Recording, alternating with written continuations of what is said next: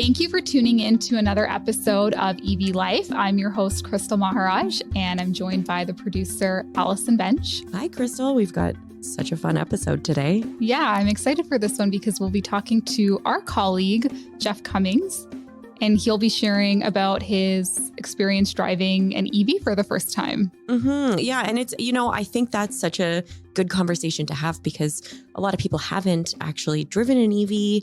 And I think just hearing how it is driving an EV for the first time. Yeah, he went on quite the trip. So he drove from Edmonton to Medicine Hat. So that's a trip that he says he does quite often. And it typically takes about 6 hours, I want to say. So it certainly wasn't just a test drive. And another fact that I think is really cool that Jeff will talk about a little bit more is he is actually a truck driver. Yeah, he has a pickup.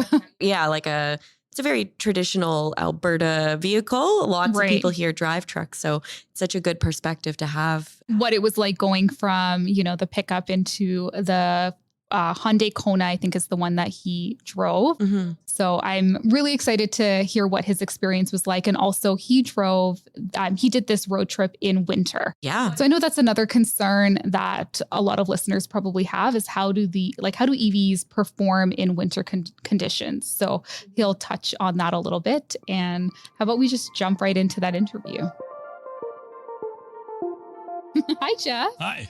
How are you? Good. I'm great. Yeah. So you work here at AMA with me. Can you tell our listeners what your role is here? Yeah, I'm an online content specialist here at AMA. I'm also in charge of, all things social for AMA as well. So really, if you have a question, the odds are you're probably talking to me when you ask a question about our services and whatnot. And I also do some storytelling as well within our social media sites. So what are you doing on the EV Life podcast?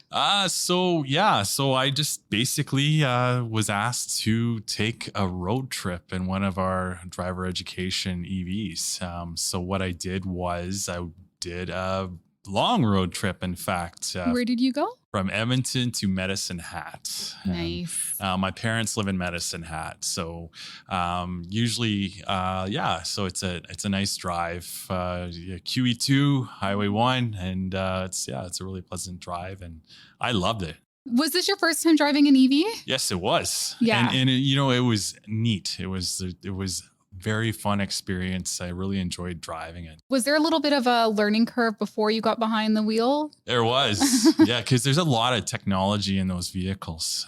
So you have to, everything from accelerative braking is a really cool feature with EVs. So I had one of our instructors kind of give me don't want to say crash course. No, we don't want to use that. A flash course? A flash course, yes, to kind of get a feel for the EV because there's so much different things about how you drive. There's a bit of a learning curve. So from accelerative braking is a big one. So it's you got to watch.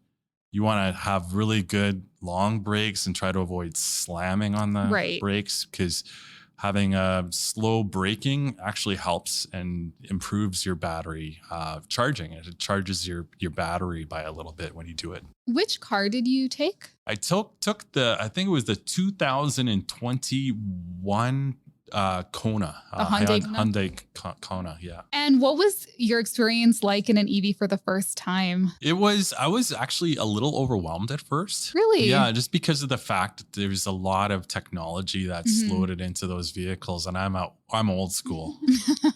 So the technology that's in there, it's tells you how much power you're using, how the heating works, and the cruise control, and the technology that comes standard feature in newer model vehicles like cruise control, lane assist as well. So stuff like that. But it was a fun drive. It doesn't take much to accelerate from 0 to 50 kilometers an hour.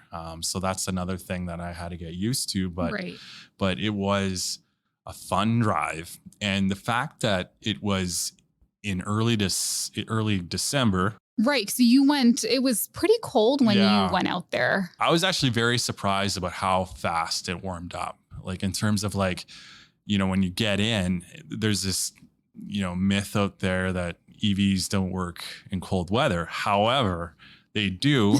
And it takes a very short time for them to warm up the cabin. So if you're driving around, you start your vehicle, turn on the heater, and you're in it's warm in your vehicle for which is like always nice in our winter weather. To the faster your car can warm up, the better.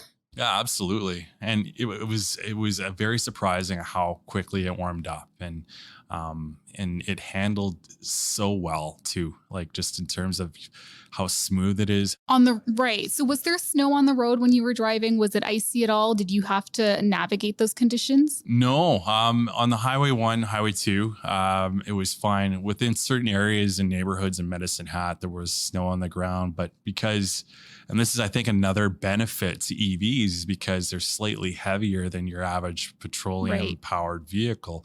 So with more weight, you have better handling. I'm assuming in those situations. So I didn't have any kind of like skids,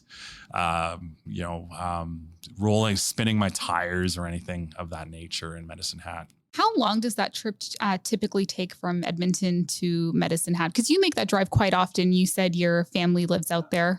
So from Edmonton to Medicine Hat, it's about 6 hours. In an EV, you have to factor in charging. So with charging, it took from 9 hours there and 10 hours back, just based on the charging itself. And how often are you stopping? You need a charge every 300 or so kilometers, depending on how you use the vehicle in terms of the heat that you're using. For the vehicle that you were using? Yeah. Do you know the range of that car? Yeah, I believe it was 400 kilometers for a full charge to empty. But you want to charge up around every 300 or for so, just because you're using the heat and all the other features? So you have to be very strategic. You have to plan out where you're going and identify those EV charging stations on your routes along the way there. Is it something that you did? Did you sit down and sort of plan your charging? Yeah, absolutely. And so I had, I had a point stop in Red Deer. I had another point stop in Strathmore and a quick stop in Brooks to charge up my EV before getting to Medicine Hat. And approximately how long were you spending at those charging stations? For each station, be about 45 minutes to an hour. And actually, I kind of enjoyed it because there's some places that had cafes, Strathmore with its rapid charger. It's in a area that's next to a Tim Hortons or a Boston Pizza, a Canadian Tire. So I was able to stop and just take a break, and it really forces you to take a break as well. And you had some company on that road trip, right? No, I went solo. Didn't you have your dogs with you? No, I didn't. Oh, sorry. No, that's okay. But yeah, I went solo, and when I'm driving solo, you just feel like you just got to keep on driving. But with an EV, it forces you to take a break. And on a long drive like that, I think it's great. It's a nice way to kind of take a quick break, right? Have a cup of coffee. But there's just a little bit of more planning, I guess, that would go into it when you're taking your EV out on a long road trip like that. So you drive a pickup truck, correct? Yeah. And I know you love your pickup, but now that you've sort of experienced the EV, is that something that you would consider buying? Like, what were some things that you enjoyed about it? Or I really enjoyed the fact that you can use it for going from point A to point B within like a city like Edmonton or Calgary, Medicine Hat, Lethbridge, because it's a good way to, go around, get groceries, go to work every day. And I'm really keen on the new line of pickup trucks by Ford, like the F-150 Lightnings. Right. So they have a lot of features that I'm really interested about, like how some of those trucks were used to power houses during ice storms.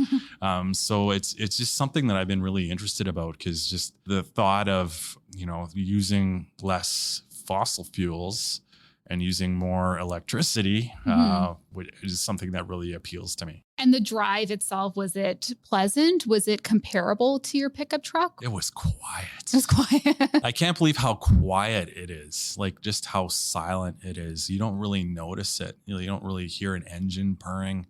You don't hear, your engine going up when you rev up the engine in an EV.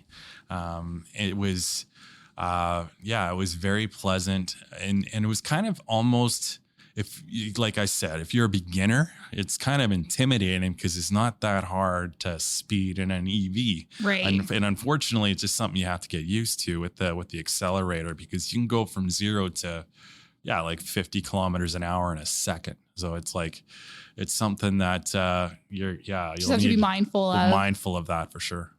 Is there another EV that you're hoping to test drive soon, or is there one that you would like to take for a test drive? I would like to, the Ford F-150 Lightning is my top priority, but there are a few.